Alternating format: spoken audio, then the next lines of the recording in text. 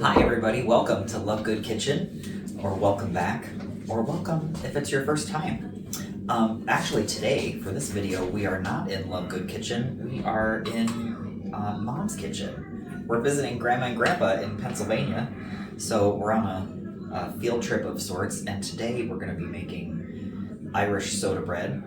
Hello everybody. Yeah, this is Mom, this is Grandma Deb. And we oftentimes make it at St. Patrick's Day time in March, but you can make it anytime. I've made it in the middle of the summer and it was still delicious.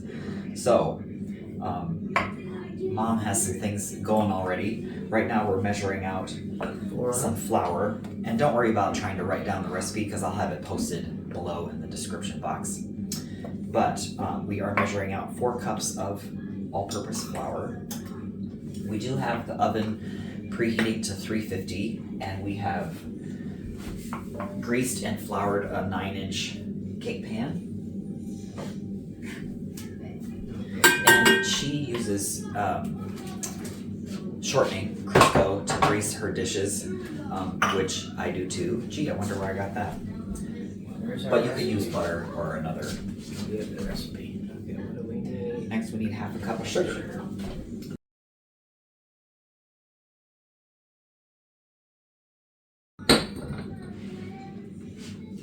There's your sugar. Got our sugar in there. Next, Then we need a 1/4 teaspoon of baking soda.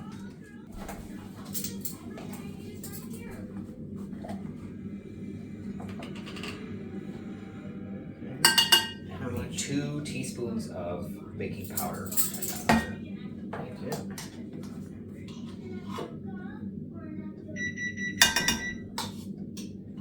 Our family has made this recipe for many, many years, but I see on the recipe card that it's from the newspaper. So originally, it came from the local newspaper. Yep. Next, We need some salt. We need half a teaspoon of salt.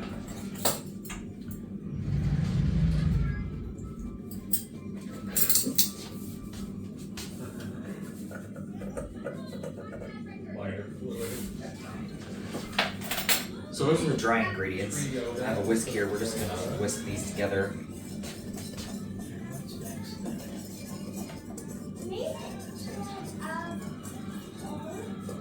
Let's toss it with your hands.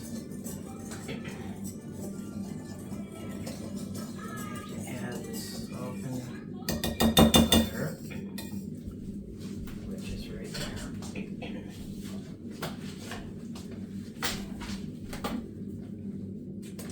This is how much butter? We've got 1 stick. That's 8 tablespoons or half a cup of softened butter. There we go. Whoops, whoop. There it is. Kind of. Some overboard. Some flour's jumping. Blend it with your hands. Do you Yep. want to do that? Yep, that's what we do.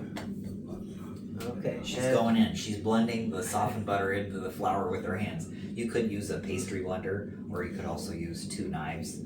I've done all of those methods before.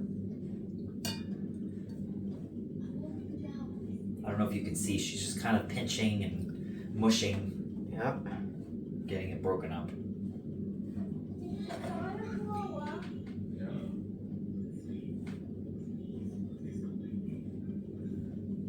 Something about working with your hands seems to do the trick.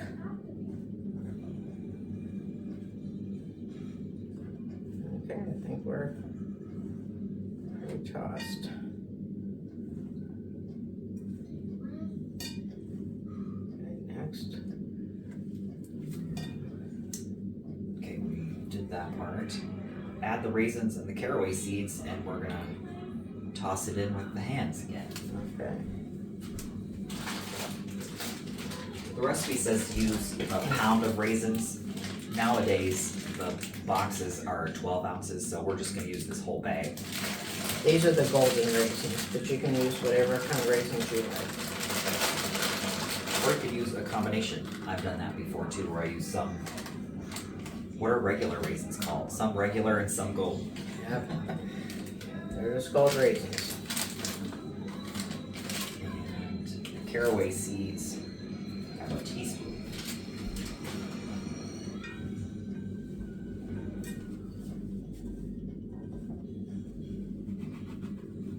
Caraway seeds do have a very particular flavor. I think you probably either like that taste or you don't. There's You like rye bread or you don't like rye bread?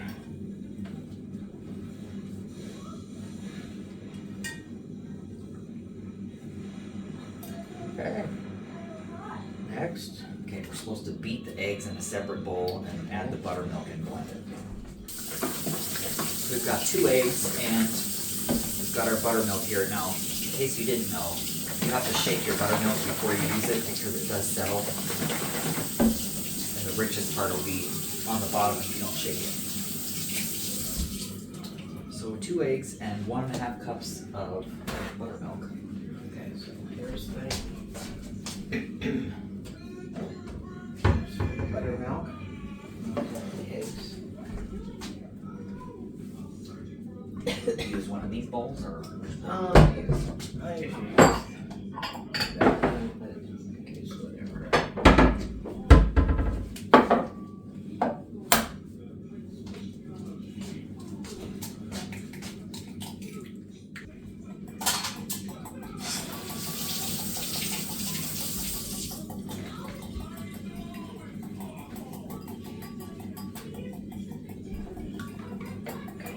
Is it 1.5 cups? Yes.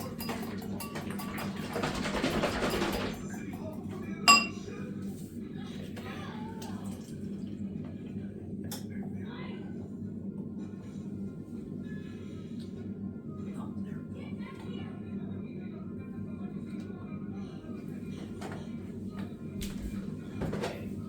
So 8 eggs in a separate bowl. We did add buttermilk and blend well. Well, how do you interpret that? Do you interpret the egg and the milk blended and then put it in? or- Well, yeah, we could. So I could think they fit, want us to. put them together.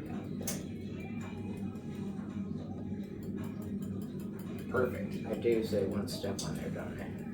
So it's probably just like what we just did.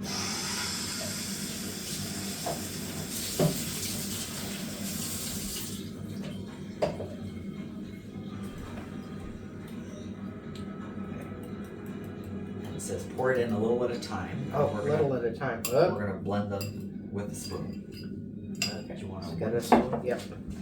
Over here. Here's my tried and true.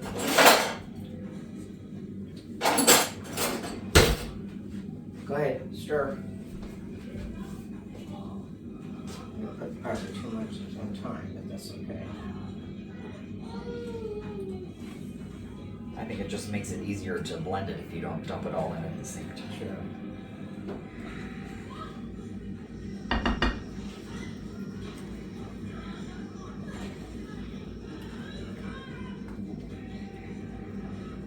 The dough will be heavy, but not too wet.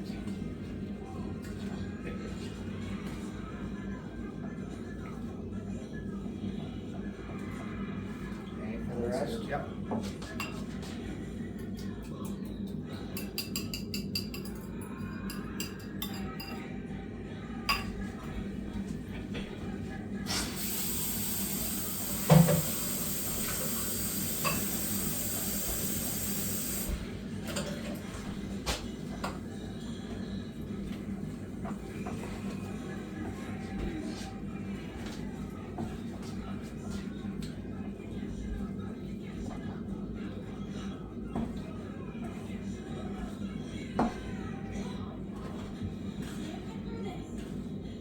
We can add more buttermilk if we need it. I think this is gonna be just fine. Yeah.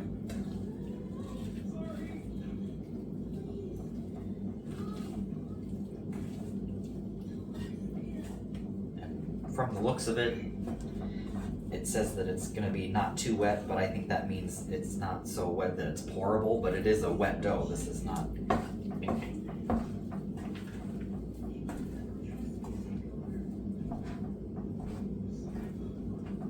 Trying to get get all the dry bits incorporated. There, that looks pretty good.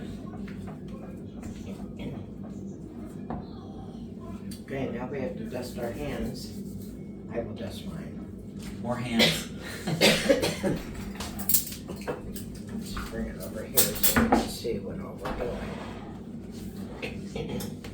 And Pan the over here. pan, yeah. Leave that. This never works out too good, but if you could, oh, just take it off spoon here.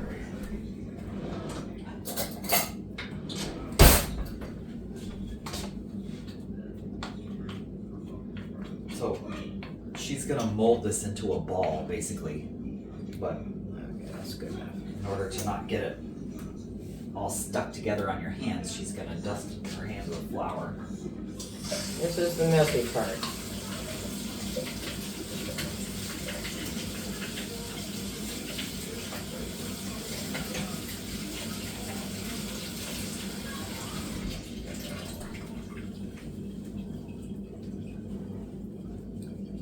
You want to take that scooper and put some more flour just on the stuff here. Yeah. There you go.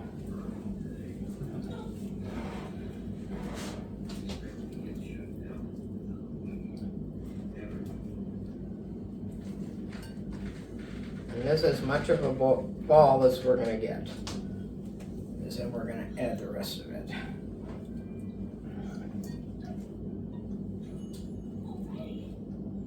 And she's using her Okay, you can just take that away. big Pyrex Cinderella bowl. How long have you had these bowls? We've been married 52 years, so they're 52 years old. Vintage. They've been well used. Do you have the other ones, or have they broken over the years? I think the smallest one I broke, but other than that, we have all of them. Okay, now I think we just dust this with more flour. Okay, so we move around, put it in the pan. We dust generously with flour at the top. Okay, I'm gonna let you do that while I wash my hands.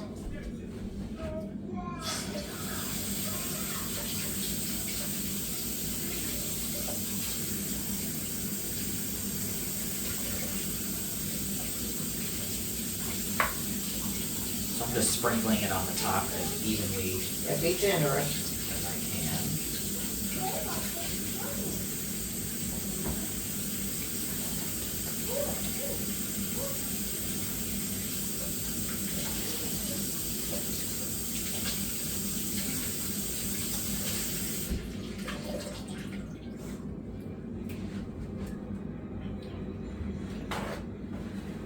Correct me if I'm wrong, but you don't want a lot of wet dough showing. You want it to be covered with the Great.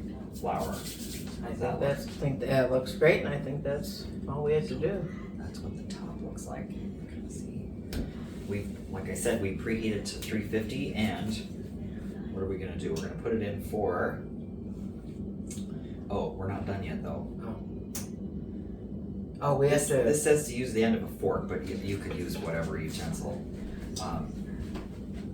You're gonna cut an X into the dough, and that's gonna keep it from cracking. And because this is Lent, it's the significance of the cross. So we're just putting an X. So basically, it's gonna crack, but you're putting the crack where you want it instead of it just randomly cracking Okay. its own. And we're gonna put it in and let it bake for about an hour. And there's your soda bread. Oh, but I do see you have a note here. For a 9-inch pan, you say 50 minutes, so maybe not quite an hour. We'll check it. You have to check it. Everybody's oven's a little different too. So. Yeah. All right, well, we're gonna put this in the oven and we'll come back and show you what it looks like when it's done.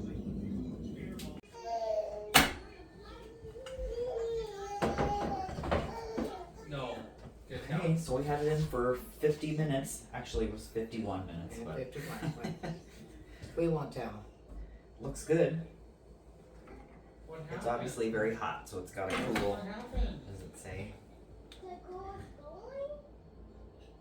Just says allow to fully cool on a rack. So we've got it on a rack, and Well, let There it we go. cool.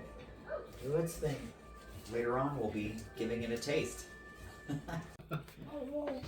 Okay, it's later the same day. Moment of truth. Lucas is buttering his soda bread, and we're gonna give it a taste. Mm. 5 stars. All right, so like this video, give it a thumbs up. If you enjoyed our time here with soda bread, subscribe. If you haven't, it's totally free. Thanks, and we will see you next time. Bye.